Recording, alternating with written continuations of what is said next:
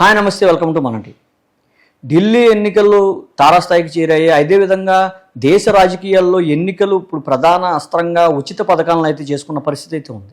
అయితే ఈ ఉచిత పథకాల వల్ల ప్రజలకు ఏ రకంగా ఎంతవరకు ఉపయోగం అనేది దానిపై విశ్లేషించడానికి ప్రముఖ రాజకీయ విశ్లేషకులు అప్సాని రాజేష్ గారు ఉన్నారు. సార్ నమస్తే. సార్ నమస్తే. సార్, దేశంలో అన్ని పార్టీలు మేనిఫెస్టోల్లో ఉచితాలు ఎక్కువగా ఇస్తున్నాయి.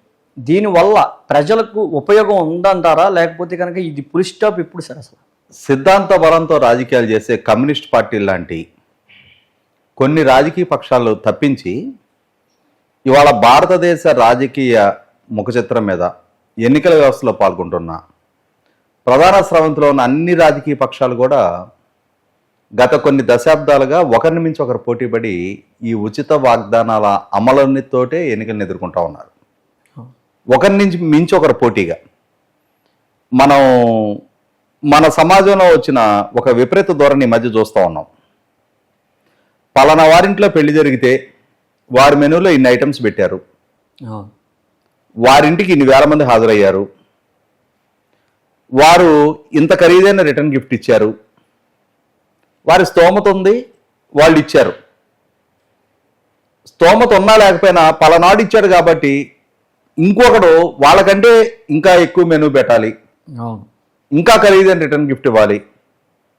అంటే ఈ పోటీ, అనారోగ్య పోటీ ఎలా అయితే సమాజంలో పెరుగుతూ ఉందో అలాగే రాజకీయ పక్షాల్లో కూడా ఈ రాజకీయ పార్టీ ఆ రాజకీయ పార్టీ అని చెప్పని ఎవరు ఎగ్జామ్షన్ కాదు. అన్ని రాజకీయ పార్టీలు కూడా గొంగొట్లో తింటూ వెంట్రుకలు ఏరుకుంటున్న పరిస్థితే. అన్ని రాజకీయ పార్టీలు కూడా అదే ఒరవడు కొనసాగిస్తూ ఉన్నాయి. ప్రజలు కట్టిన పన్ను డబ్బుతోటి తమ ఓట్ల వేట కొనసాగించే ప్రయత్నం చేస్తూ ఉన్నారు. ఒక్కొక్క పార్టీ ఒక్కొక్క ఎన్నిక సందర్భంగా ఒక్కో వినూత్నమైన హామీ ఇవ్వటం. ఈ సాంప్రదాయం తమిళనాడులో మొదలైంది. తమిళనాడు ఎన్నికల సందర్భంగా మీకు వెట్ గ్రైండర్ ఒకళ్ళు ఇస్తామంటే మీకు స్కూటీలు ఒకళ్ళు ఇస్తాము, మీకు ల్యాప్టాప్లు ఒకళ్ళు ఇస్తాము అని చెప్పని ఈ పోటాపోటీ వాగ్దానాల జడివానలో ఓటర్లు ముంచేయటం అనేది తమిళనాడుతో మొదలైంది. కోట్ల మంది ప్రజలకి వెట్ గ్రైండర్లు ఇవ్వాలి అన్న మనం చూసాం.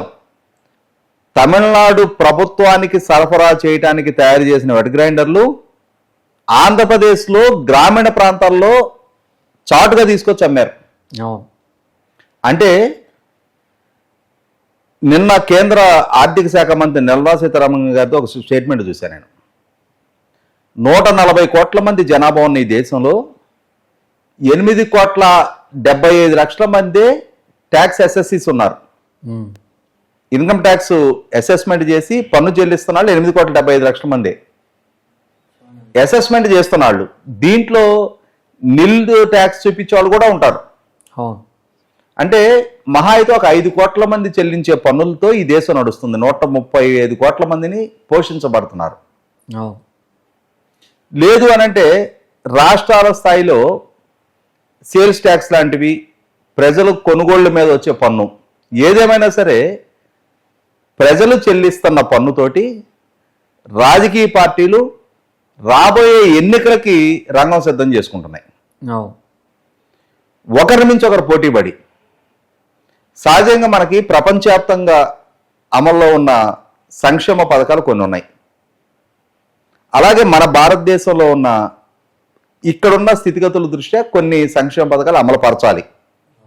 లైక్ పెద్దవాళ్ళకి సామాజిక పెన్షన్, వృద్ధులు ఆ కుటుంబాలకో సమాజానికో భారం కాకుండా ఆత్మగౌరవంతో వాళ్ళు కనీసం వాళ్ళ మెడికల్ ఎక్స్పెన్సెస్ లాంటివో ఇంకోటి మీట్ అవడం కోసం కుటుంబాల మీద ఆధారపడే పరిస్థితి కాకుండా నెలకింతని ప్రభుత్వ పరంగా వాళ్ళని ఆదుకోవటం అనేది అమెరికన్ వ్యవస్థలోనూ ఉంది, అన్ని విదేశాల్లోనూ ఉంది, భారతదేశంలో కూడా దాన్ని అమలుపరుస్తూ ఉన్నారు.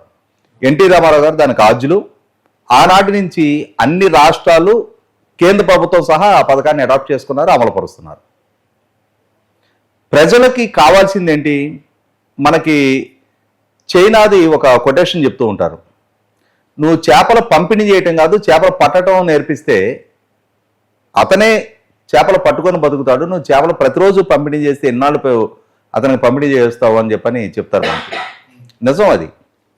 ఇవాళ సమాజానికి చదువుకునే పిల్లలకి మెరుగైన విద్య అందించు, ప్రభుత్వ పరంగా మెరుగైన వైద్యం అందించు, మెరుగైన రోడ్ ట్రాన్స్పోర్టేషన్ కల్పించు, తాగటానికి నాణ్యత కూడిన మంచి నీళ్ళు ఇవ్వు, సక్రమంగా సకాలంలో కోతలు లేని విద్యుత్ అందించు. ప్రజలు తమ కాళ్ళ మీద తమ బతుకు తాము బతకగలుగుతారు. ఇక్కడ ఏం జరుగుతుంది? ప్రభుత్వ పరంగా అందించాల్సిన మెరుగైన విద్య, మెరుగైన వైద్యం ప్రైవేట్ రంగంలో ప్రజలేమో విపరీతమైన డబ్బు ఖర్చు పెట్టి కొనుక్కోవాల్సి వస్తుంది. అవును. అంటే ప్రభుత్వాలు తాము చేయాల్సిన విధుల నుంచి పక్కకు జరిగి తాము అందించాల్సిన విద్యనేమో ప్రైవేట్ వాళ్ళ చేతిలోకి పంపించేశారు. వైద్యం అదే పరిస్థితి అయింది. ఇవాళ కుటుంబాలు ఆర్థికంగా కొనారిల్లిపోతా ఉన్నాయి. పిల్లల చదువులకి అనారోగ్య సమస్యలు తలెత్తితే వీటికి ప్రాధాన్యత ఇవ్వకుండా పోటీపడి నేను ఎదురాడు 2,000 పెన్షన్ ఇస్తా అంటే నేను 3,000 ఇస్తా, వేలంపాట పెట్టుకున్నట్టే. అవును, ఖచ్చితంగా. ఎదురాడు ట్యాబ్ ఇస్తా అంటే నేను ల్యాప్టాప్ ఇస్తా, ఎదురాడు స్కూటీ ఇస్తా అంటే నేను ఎన్ఫీల్డ్ ఇస్తా. ఎక్కడి నుంచి తెచ్చిస్తారు?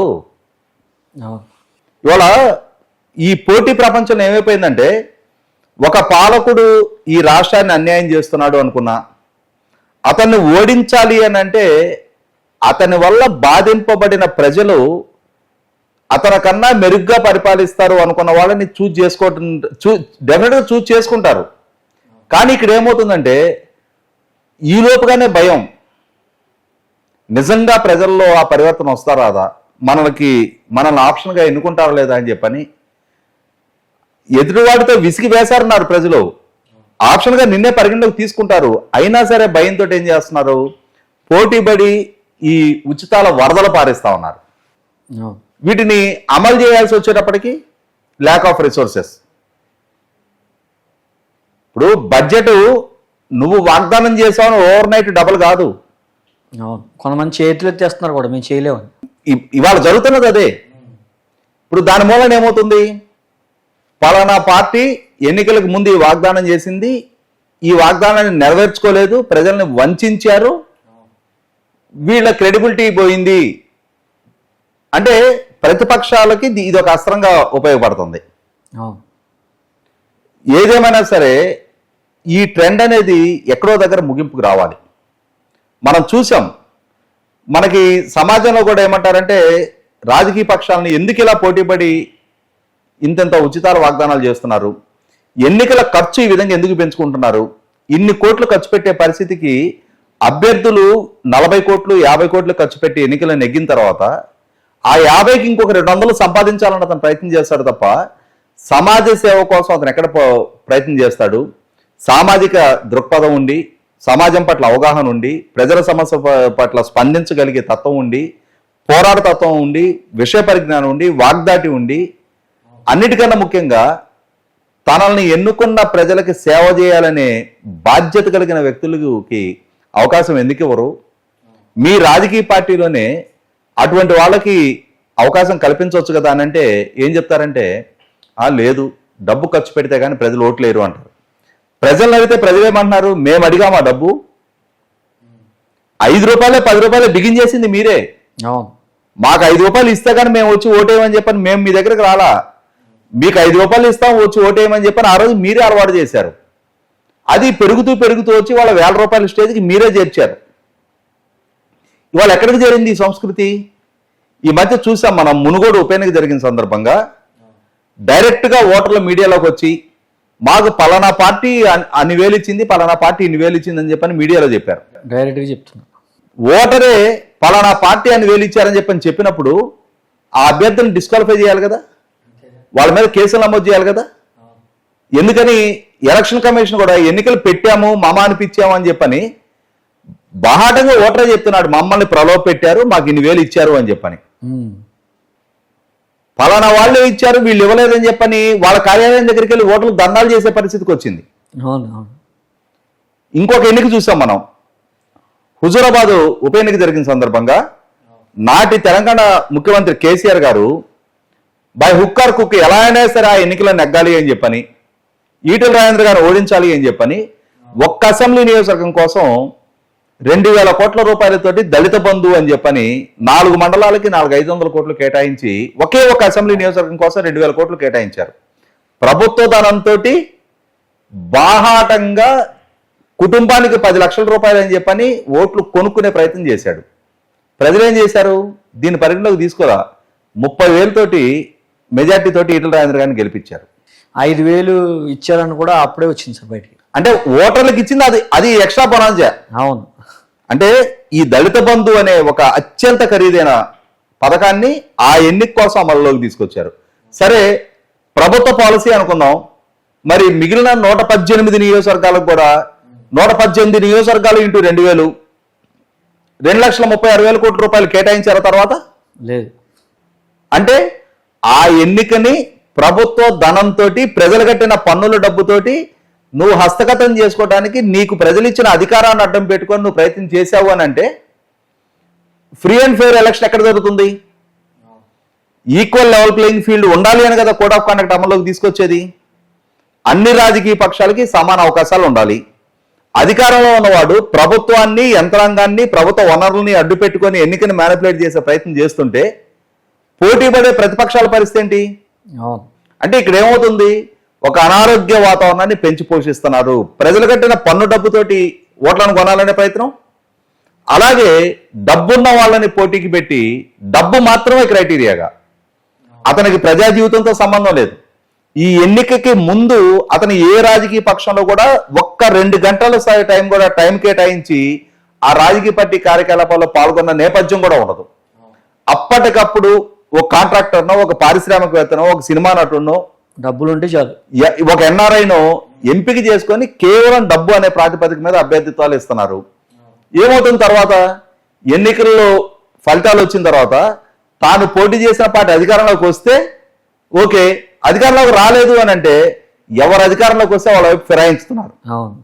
అంటే డబ్బే ప్రాతిపదికగా పార్టీ లాయల్టీలకి, సమాజం పట్ల బాధ్యతకి ప్రాధాన్యత ఇవ్వకుండా వీటి ప్రాతిపదికగానే అభ్యర్థిత్వాలు ఎంపిక చేస్తే అంతిమంగా జరుగుతున్నది సమాజంలో బాధ్యత కలిగిన నాయకత్వం స్థానంలో ఫక్తు వ్యాపారస్తులు ప్రవేశిస్తున్నారు. వ్యాపారమే నడుస్తుంది. రాజకీయం అనేది ఒక ఖరీదైన వ్యాపారంగా మార్చివేయబడింది. దీనికి ముగింపు పలకాల్సింది ప్రజలే. మీ ఉచిత వాగ్దానాల ప్రభావంలో ప్రలోభ పడటానికి మేము సిద్ధంగా లేం. మా పట్ల బాధ్యతతోటి, మా భవిష్యత్తు పట్ల, మా బిడ్డల భవిష్యత్తు పట్ల, రాష్ట్రం పట్ల, దేశం పట్ల చిత్తశుద్ధితో, అంకిత భావంతో, నిజాయితీగా పనిచేసే నాయకత్వాన్ని మేము పరిగణలోకి తీసుకుంటామని చెప్పని ఒక్క ఎన్నికల్లో ప్రజలు చైతన్యవంతమైన తీర్పు ఇవ్వడానికి కనుక సిద్ధపడితే అక్కడి నుంచి రాజకీయ పక్షాల్లో అసలు సిసలైన మార్పు రావడానికి ఆస్కారం ఉంటుంది. మరి ప్రజల్లో ఆ చైతన్యం ముందు వస్తుందా, రాజకీయ పక్షాల్లో పరివర్తన ముందు వస్తుందా అనేది కాలం సమాధానం చెప్పాలి. Okay sir, thank you sir, నమస్తే.